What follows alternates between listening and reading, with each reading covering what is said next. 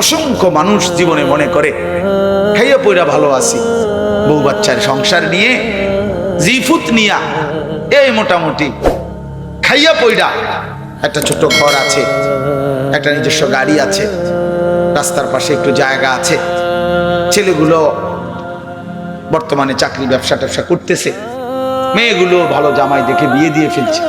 হুজুর আলহামদুলিল্লাহ ভালো আছে, আপনাদের দোয়ায় খেয়ে পড়ে আল্লাহর রহমতে তেমন কোনো অসুবিধা নেই, খালাস।